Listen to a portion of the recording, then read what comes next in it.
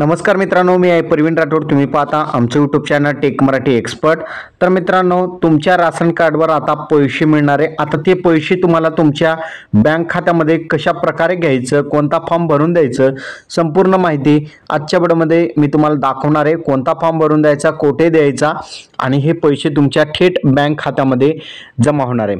आता संपूर्ण माहिती बघण्याच्या अगोदर जर तुम्ही चॅनलवर नवीन असाल, चॅनलला सबस्क्राईब करा. असेच महत्त्वपूर्ण अपडेट तुम्हाला रोज मिळत जातील. तर मित्रांनो, राशन कार्डवर पैसे किती आलेत, किती जमा झालेत हे पाहण्यासाठी तुम्हाला सर्वात अगोदर प्ले स्टोअरवरून मेरा राशन ॲप डाउनलोड करायचं आहे. मेरा राशन ॲप डाउनलोड केल्यानंतर अशा प्रकारचा लोगो असेल आणि त्यावर तुम्हाला टॅप करायचं आहे. आता यावर टॅप करून तुम्हाला तुमचं आधार नंबर टाकून OTP टाकून तुम्हाला व्हेरीफाय करून घ्यायचं आहे आणि त्यानंतर तुम्ही ज्या एमपिन जनरेट करू शकता आणि एमपिनच्या सहाय्याने डायरेक्टली हा ॲप ओपन करू शकता किंवा स्वीप बटनवर क्लिक करून तुम्ही हा ॲप स्वीप करा. आता सर्वात महत्त्वाचं म्हणजे तुम्हाला राशन कार्डवर किती पैसे आलेत हे आपण सर्वात अगोदर बघूया आणि ते पैसे तुम्हाला बँक खात्यामध्ये कसं घ्यायचं ते आपण आजच्या व्हिडिओमध्ये बघणार आहोत. त्यासाठी बेनिफिट रिसीव्ह फ्रॉम गव्हर्नमेंट या बटनावर तुम्हाला क्लिक करायचं आहे.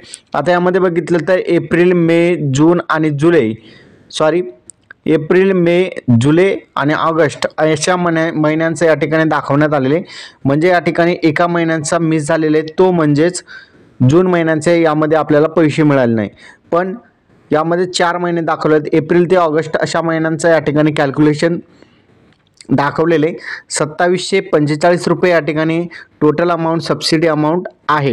आता हे पैसे आपल्याला बँक खात्यामध्ये घ्यायचे, तर कशा प्रकारे आपण घेऊ शकतो, कोणता फॉर्म भरून द्यायचा आणि तो फॉर्म कोठे द्यायचा बघूया समोर. तर मित्रांनो, या ठिकाणी बघितलं छत्रपती संभाजीनगर अमरावती विभागातील सर्व तसेच नागपूर विभागातील वर्धा अशा 14 शेतकरी आत्महत्याग्रस्त जिल्ह्यातील APL केसरी शिधापत्रिकाधारक शेतकऱ्यांना अन्नधान्याऐवजी थेट रोख रक्कम हस्तांतरित योजनेचा लाभ मिळवण्याबाबतचा नमुना अर्ज आहे. म्हणजे आता जे राशन कार्डवर तुम्हाला पैसे मिळणार आहेत ते पैसे तुम्हाला जर बँक खात्यामध्ये घ्यायचं असेल तर तुम्हाला हा फॉर्म भरून द्यायचा आहे. या फॉर्मची लिंक तुम्हाला टेलिग्राम चॅनल डिस्क्रिप्शनमध्ये देण्यात आलेली आहे. आता हा फॉर्म संपूर्ण भरायचं आहे, कोठे द्यायचं मी तुम्हाला शेवटी सांगणारच आहे. आता अर्जदारांचं संपूर्ण नाव टाकायचं आहे, या ठिकाणी राशन कार्डचं क्रमांक टाकायचं आहे. आता क्रमांक तुम्ही या ठिकाणी सुद्धा टाकू शकता आणि या बॉक्समध्ये सुद्धा टाकू शकता, पण तुम्हाला खास करून या बॉक्समध्ये टाका कारण की बॉक्स दिलेले आहेत.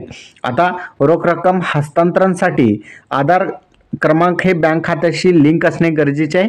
जर लिंक नसेल तर लिंक करून घ्या आणि या ठिकाणी तुम्हाला होय असं लिहायचं आहे.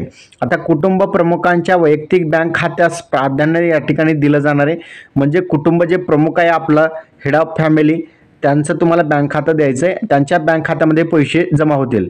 बँकेचं नाव टाका, या ठिकाणी शाखा टाका, त्यानंतर बँक खाते क्रमांक टाकायचं आहे. खाते कोणत्या प्रकारचं आहे, वैयक्तिक आहे की जॉईंट खातं आहे, तुम्हाला वैयक्तिक खातं टाकायचं आहे. IFSC कोड टाका, जो बँकच्या पासबुकवर असेल तोच IFSC कोड टाका. आता जरी तुम्ही हे बँक अकाउंट डिटेल नाही दिले तरी पण तुमच्या आधार नंबरवर हे पैसे पाठवण्यात आलेले असल्यामुळे तुम्हाला डायरेक्ट बेनिफिट ट्रान्सफरचा लाभ मिळणार आहे. म्हणजेच आधार नंबरवर हे पैसे पाठवले जातील. ज्या बँक खात्याला तुम्ही आधार नंबर लिंक आहे त्या बँक खात्यामध्ये हे पैसे जातील. आता शिधापत्रिकेच्या पहिल्या आणि शेवटच्या पानांचं तुम्हाला प्रत द्यायचं. म्हणजे तुमचं जे राशन कार्ड आहे त्याच्या पहिल्या पानांचा आणि शेवटच्या पानांचं तुम्हाला झेरॉक्स द्यायचे आहे. बँक पासबुकच्या पहिल्या पानांचं सुद्धा तुम्हाला झेरॉक्स द्यावं लागणार आहे. आता यामध्ये तुम्ही स्थळ टाका, दिनांक टाका आणि या ठिकाणी कुटुंब प्रमुखांची स्वाक्षरी आणि नाव आणि स्वाक्षरी या ठिकाणी करायचं आहे. सर्वात अगोदर तुम्ही खाली नाव लिहा कुटुंब प्रमुखाचा आणि वरती स्वाक्षरी करायची, म्हणजे सही करायची कुटुंब प्रमुखाची. तर हा फॉर्म एक फॉर्म झाला. तर हा फॉर्म तुम्हाला भरून जवळच्या शिधापत्रिका दुकानदाराजवळ द्यायचं आहे. दुकानदार हा फॉर्म तुमच्या जिल्ह्यामध्ये दाखल करतील आणि जिल्ह्यामध्ये दाखल केल्यानंतर तुमचं जे पैसे थेट तुमच्या बँक खात्यामध्ये आधार संलग्न असलेल्या बँक खात्यामध्ये पैसे जमा होतील. तर अशा प्रकारचा आजचा आपला महत्त्वपूर्ण अपडेट होता. अपडेट कसा वाटला नक्की कमेंटमध्ये सांगायचा विसरू नका. चॅनलवर नवीन असाल चॅनलला सबस्क्राईब करा. असेच महत्त्वपूर्ण अपडेट तुम्हाला रोज मिळत जातील. धन्यवाद.